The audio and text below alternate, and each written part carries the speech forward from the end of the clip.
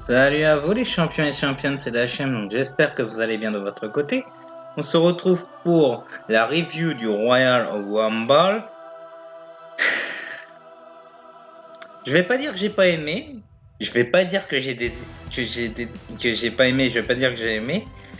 Il y a un résultat qui me dérange. Bah même deux résultats qui me dérangent. Je sais vraiment pas quoi dire parce que je suis en train de réfléchir au résultat. J'ai deux petites idées en tête, mais à quoi ça mène? J'ai envie de dire.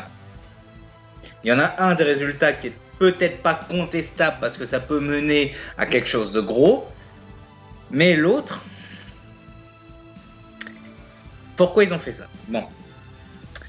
Le premier match du coup que je vais faire la review, ça va être le match du kick-off, donc du coup le match des championnats par équipe féminine.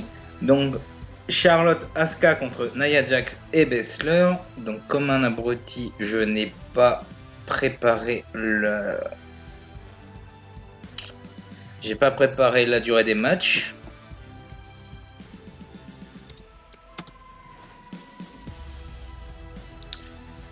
J'ai tout préparé sauf la durée du match en fait.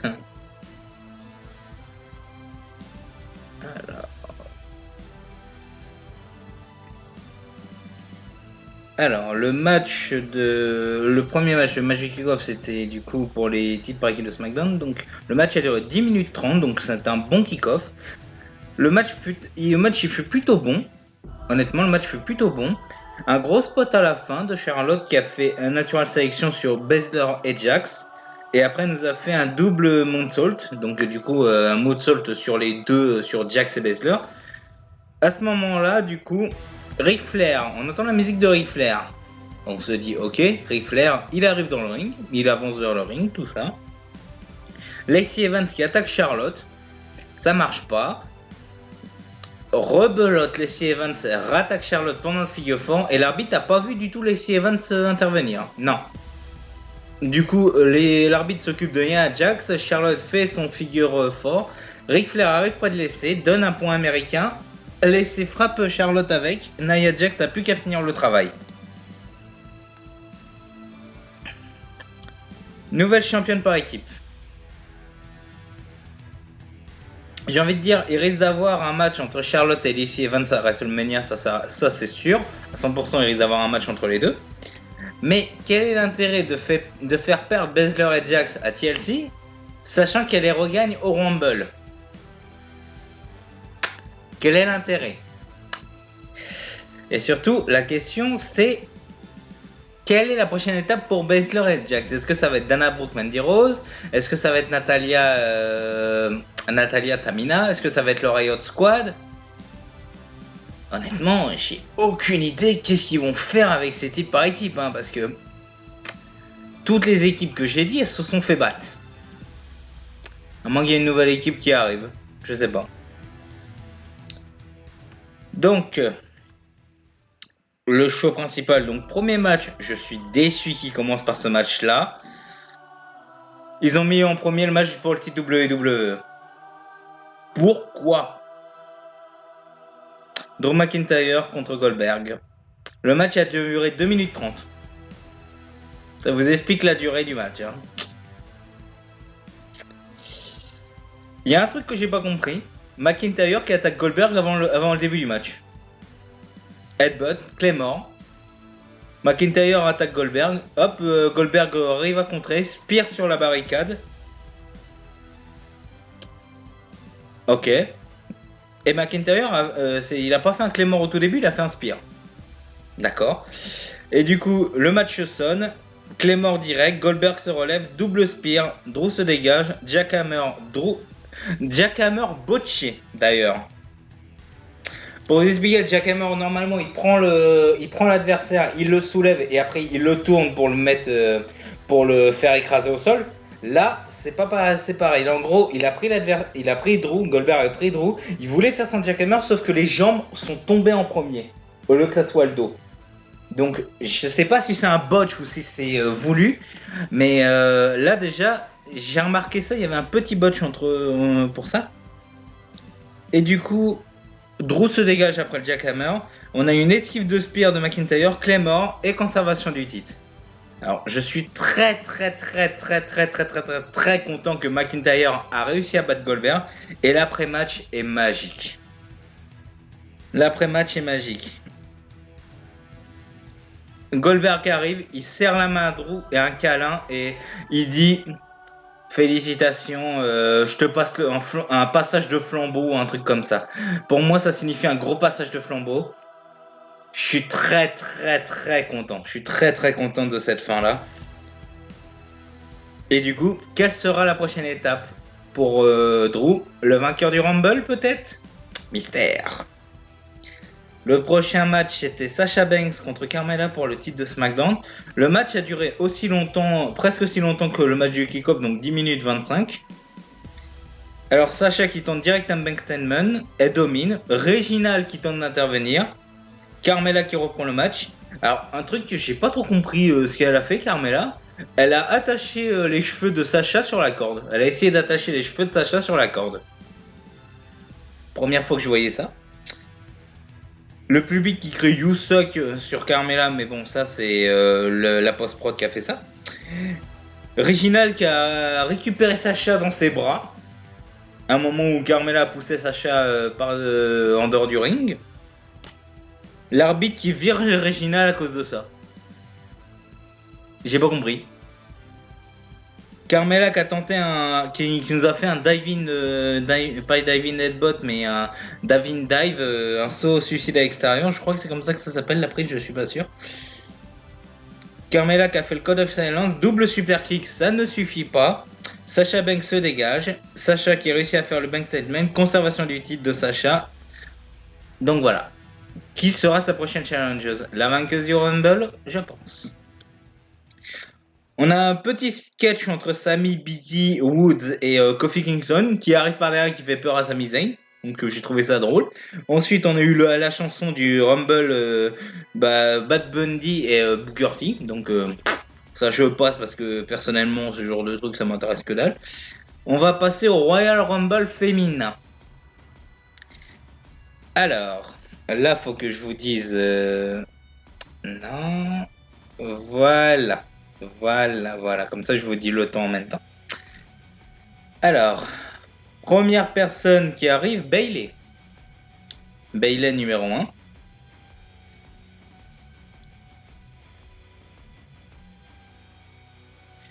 Je regarde. Ok. Je regarde un petit truc. Ok, c'est bien ce que je pensais. Alors, Bayley qui arrive. Petite surprise au début. Naomi qui arrive. Un Naomi qui domine totalement Bayley. Numéro 3, Bianca Belair. Il me semble que c'est comme l'année dernière, Belair qui arrive au numéro 3. On a eu un super spectacle de roues de Naomi et de Belair. Ça, franchement, j'ai trouvé ça super bien chorégraphié. Numéro 4, Billie Kay, qui nous fait une petite miss qui reste à l'extérieur et qui va se pointer au commentateur. Et Billie Kay, c'est la comique du match parce que à chaque entrée d'une nouvelle superstar, elle donnait son CV. Franchement, j'ai trouvé ça hyper drôle.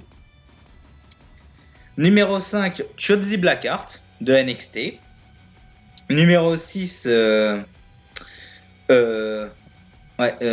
Shotzi Blackheart qui est venu... Pardon. Excusez-moi. Shotzi Blackheart qui est venu avec un mini char et nous a fait comme Stone Cold de l'époque, il nous arrivait avec un quad. Là, Shotzi Blackheart est arrivé avec un mini char sur la rampe d'entrée. Franchement, j'ai pas compris si c'est son entrée habituelle ou pas. Ensuite, numéro 6, Shayna Baszler. Numéro 7, Toni Storm. Shotzi Blackheart qui a été éliminé par Baszler. Numéro 8, Jillian Hall. La Hall of Famer, je crois. Non, c'est une agent libre. C'est pas une Hall of Famer, pardon. Une agent libre. J'étais pas sûr que ça soit une Hall of Famer, donc... Qui fait équipe avec Billie Kay durant une petite partie du Rumble. Ok. Ruby Riott en 9. Victoria, qui est aussi une agent libre. Ensuite, numéro 11, Peyton Ross, réunion des iconiques, et on l'a bien entendu en plus. Santana Garrett NXT. Numéro 13, Liv Morgan, qui élimine Jillian. Et le Riot Squad qui se fait éliminé par Billie Kay. Non. Billie Kay qui élimine Jillian, pardon, excusez-moi. Billie Kay qui élimine Jillian Hall et le Riot Squad qui élimine Billie Kay. Voilà. On va reprendre numéro 14, une de mes favorites, Rhea Ripley.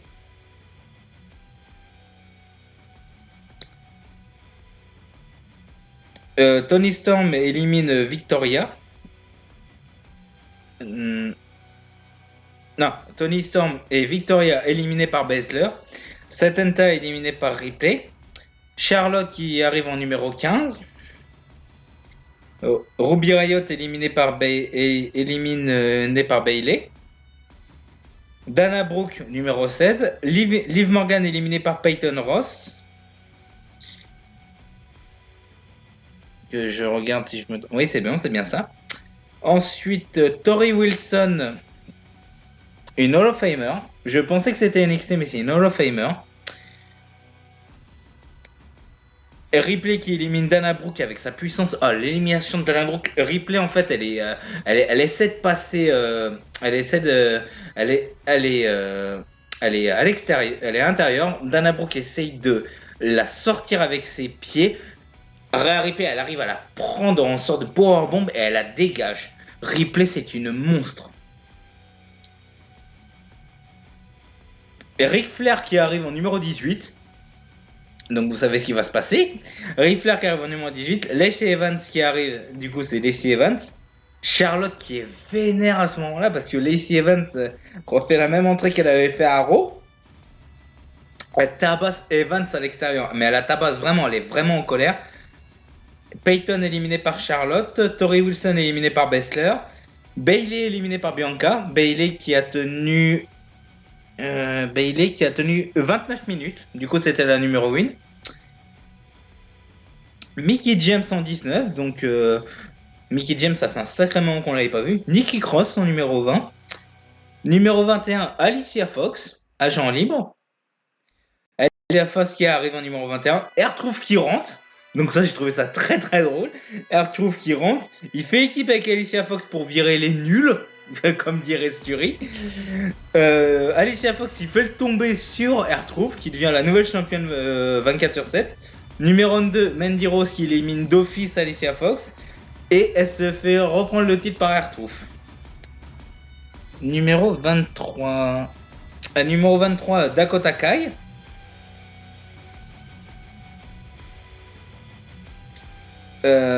Mickey James éliminé par Lacey Evans. Carmella qui arrive en numéro 24. Dakota éliminé par Ripley. Mandy éliminé par Ripley. Et Reginald qui a sauvé Carmella. Et Carmella qui s'est fait éliminer toute seule. En gros, Reginald tenait Carmella, d'après ce que j'ai compris. D'après ce que j'ai vu. Reginald tenait Carmella dans ses bras. Il la pose tranquillement sur le ring. Au moment où la 25 qui arrive, Tamina qui arrive, bing!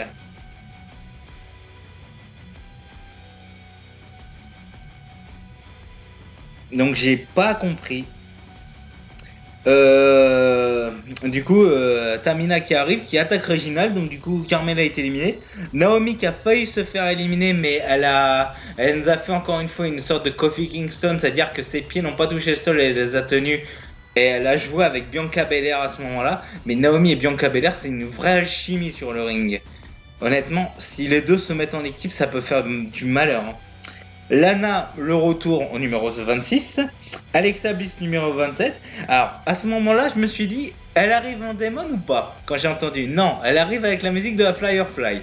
Mais, à un moment, du coup, elle se fait tabasser par tout le monde. Alexa Bliss se fait tabasser par tout le monde. Elle commence à se transformer en démon. Bing, elle se fait éliminer par Ripley. Attends. Numéro 28, un retour. Elle a changé sa musique d'intro. Donc c'est plus la même. Ember Moon, la championne d'NXT. Nia Jax numéro 29. Lacey éliminée par Lacey éliminée par Ember ou Ember qui élimine Non.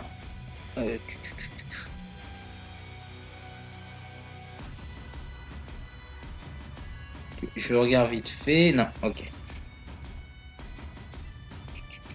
Voilà. Alors, Lacey éliminée, Amber éliminée, Naomi éliminée, Tamina éliminée par Jax. Jax élimine Shayna, Nadia s'est éliminée toute seule à cause de Lana. Natalia qui arrive en 30, elle se fait direct défoncer la gueule par Nia et Baszler, et elle défonce tout le monde. Tous ceux qui étaient encore debout sur le ring, elles sont défoncées par Baszler et Nia. Lana s'est fait avoir par Natalia, en gros câlin, vas-y câlin, t'es mon ami et tout, bing, Lana éliminée direct par Natalia. Natalia éliminée par Belair.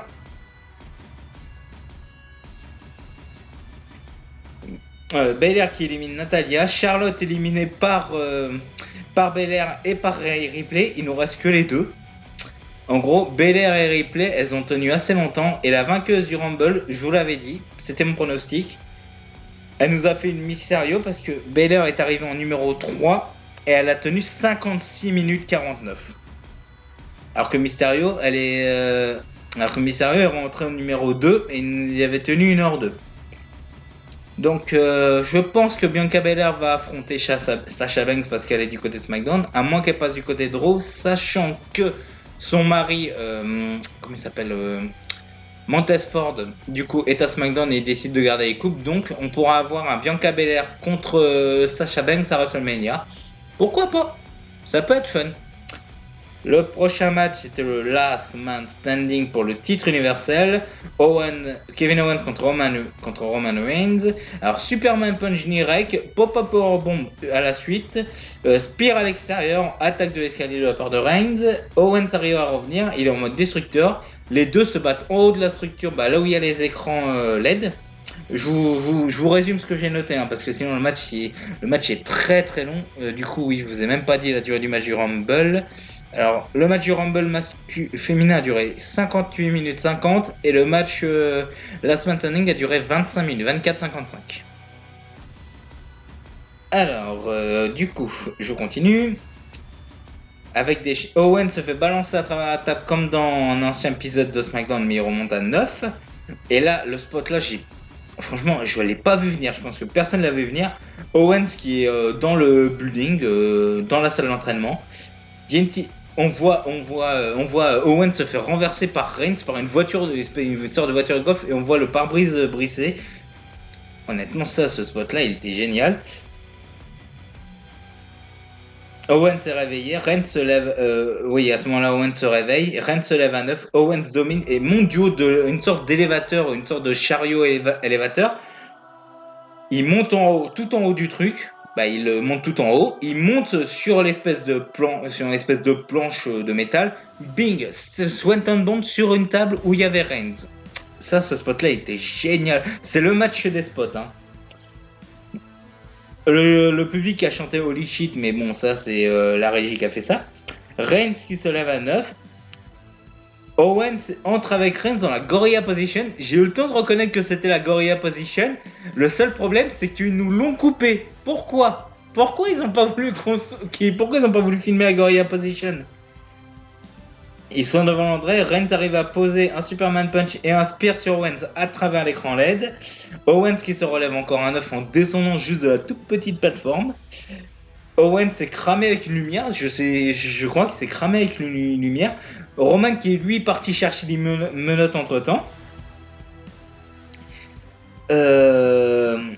Owens qui a réussi à revenir et qui a attaché Reigns à une espèce de poteau, de grand poteau où ils attachent les lumières ou les fils.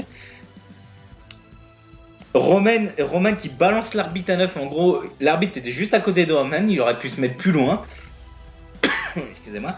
L'arbitre était juste à côté de Reigns, il comptait à 9. Roman il prend l'arbitre avec son bras manquant, bing, il le balance sur un spot qui était juste à côté. Franchement, il était hilarant. À ce moment-là, du coup, Kevin Owens arrive, low blow, évidemment low blow, toujours le low blow. Et Paul Heyman qui arrive à détacher Reigns, guillotine de Roman Reigns, et du coup, Owens est KO jusqu'à 10 secondes. Roman conserve son titre. Le match était très bon, franchement, j'ai adoré ce match jusqu'au low blow. Franchement, je vous ai dit, je n'aime pas voir Reigns décider à chaque fois de gagner par des low blows.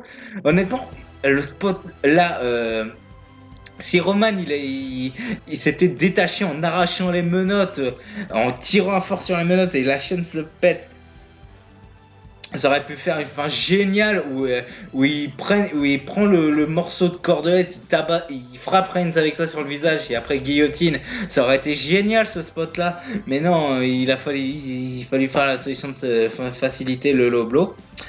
Non, franchement, j'ai adoré ce match sauf la fin encore avec le low blow. Le low blow, je trouve, c'est la facilité pour Roman Reigns. Ça me saoule, franchement, ça me saoule. Royal Rumble match masculin. Donc le match a duré 58 minutes 29, ouais 30, 58 minutes 30.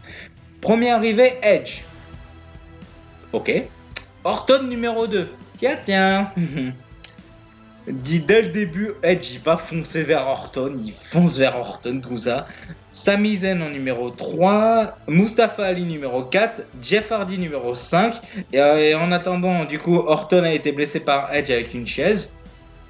Donc je me demande ce qui va se passer. Numéro 6, Dolph Ziggler qui élimine Jeff. Jeff, je sais pas, il regarde ailleurs, paf, Dolph Ziggler qui élimine Jeff. Numéro 7, Shinsuke Nakamura. Numéro 8, un retour, Carlito. Et je parle pas du youtubeur en compagnie de McFly, non. Carlito, l'ancien catcheur, du coup.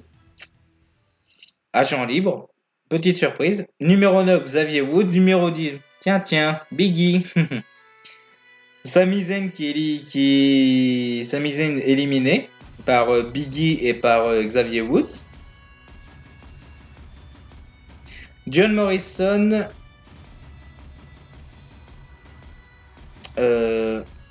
Attendez. Ouais, John Morrison en numéro 11. Je l'avais pas noté, c'est pour ça. Xavier Woods qui est éliminé par Mustafa Ali. Et Ali qui se fait éliminer direct par Biggie. Numéro 12, Ricochet. Numéro 13, Elias. Carlito qui est éliminé par Elias. Numéro 14, Damien Priest, NXT. Elias éliminé par Priest. On voit Orton se faire soigner au loin. Numéro 15, The Miz. Alors là, j'ai pas compris du tout ce qui s'est passé avec l'entrée de The Miz. The Miz qui arrive avec sa mallette. Il passe devant un petit truc où il y a des écrans. Il tabasse les écrans. Qu'est-ce qui s'est passé? Si vous pouvez m'expliquer ça, parce que je n'ai pas du tout compris. Miz et Morrison qui ont piégé Ziggler en disant ouais t'es notre pote et pas paf. Justement ils l'ont attaqué après. Morrison et Miz éliminés par Priest suite à l'intervention de Bobby machin là, le chanteur. En gros, il arrive sur le ring et du coup les deux regardent, ils se retournent, bim, double coup de l'accordage, Miz et Morrison éliminé. Paf, on n'en parle plus. Numéro 16, Vidal. Numéro 17, Daniel Bryan. Numéro 18, à retour. Ah. Tiens, c'est bizarre ça. Numéro 18 à retour, c'est Kane. Kane qui fait son retour. Mais c'est bizarre parce qu'il est considéré comme un catcheur de SmackDown. Sur Wikipédia, il est considéré comme un catcheur de SmackDown. Bizarre ça. Kane qui est éliminé par Priest.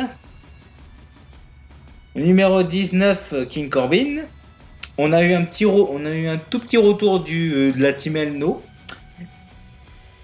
Numéro 19, King Corbin. Nakamura éliminé par King Corbin. Numéro 20, Otis qui est éliminé par King Corbin. Numéro 21, Dominic Mysterio. Et ce dernier qui élimine Corbin. Numéro 22, Bobby Lashley. Il arrive et élimine Dominic et Damian Priest directement. Numéro 23, Hurricane. Ils nous refont encore la blague avec Hurricane. Mais sauf que il se fait éliminer par par Biggie et par Bobby Lashley. Numéro 24, Christian. Est-ce que Christian est un... Non, Christian, agent Hall of Famer. C'est bien noté. Christian Hall of Famer. Donc numéro 24, Christian. Lashley qui est éliminé par tout le monde. Tout le monde s'est acharné sur Bobby Lashley. Et voilà, Biggie, Christian, Daniel Bryan et Riddle. Il s'est fait éliminer par tout le monde.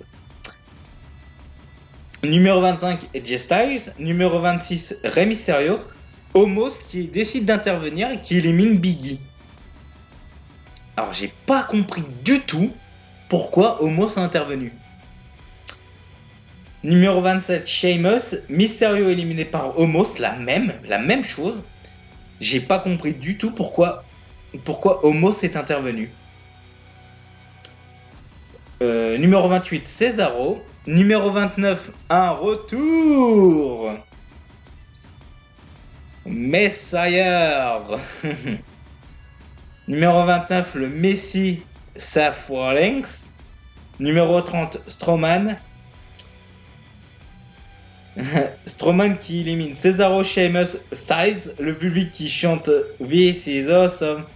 Bryan éliminé par Rollins, Riddle éliminé par Rollins, Strowman, Christian éliminé par Rollins et Edge. Edge est toujours présent à ce moment-là. Rollins qui se fait éliminer par Edge. On dit Edge, ok, il a gagné. Non. Il y a Orton qui arrive, RKO. Orton qui veut éliminer Edge, il se fait avoir et c'est Edge qui gagne. Edge est venu en premier, il a remporté le Rumble. Alors en fait, Edge nous a fait une Brock Lesnar, mais complète. Parce que souvenez-vous, l'année dernière, Brock Lesnar est arrivé en numéro 1 et il a tenu jusqu'à l'élimination de par Drew McIntyre. Là, simplement, en fait, Edge s'est fait éliminer. Edge a tenu 58 secondes et 58 minutes et 28 secondes, comme Orton, parce qu'ils sont arrivés au même moment. Et du coup, Edge devient vainqueur du Rumble. Alors cette victoire ne me dérange pas, mais je trouve ça quand même bête que ça soit le premier qui soit le vainqueur. À moins que c'est pour établir un nouveau record. Donc cette victoire ne me dérange pas. Vous savez pourquoi?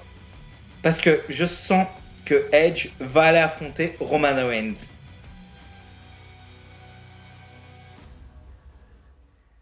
Parce que là, du coup, ils vont continuer Orton va continuer sa petite guéguerre avec The Fiend. D'ailleurs, on n'a pas eu du tout de l'invasion du Fiend. Peut-être qu'il garde ça pour Raw. Mais cette victoire ne me dérange absolument pas parce que si Edge décide d'affronter Roman Reigns, le champion universel, ça pourrait bien aller. On verra qui sera le vrai maître du Spear. Honnêtement, si Edge décide d'affronter Roman Reigns, ça me dérange pas. Mais s'il décide d'affronter Drew McIntyre, je vois pas trop l'intérêt en fait. Donc autant que Edge aille affronter Roman, moi personnellement, c'est ce que je veux voir. Donc voilà, c'est la fin de cette petite vidéo review. Donc 27 minutes, les Rumbles sont toujours plus longs que les autres vidéos. Donc j'espère que cette vidéo vous aura plu. Donc j'espère que je vous ai bien indiqué tous les petits trucs. De toute façon, vous avez toutes les infos sur Wikipédia. Au niveau des éliminés, au niveau des entrées, tout ça. Moi, je vous ai tout noté. Les entrées, qui a été éliminé entre les deux entrées, etc. etc. Donc voilà.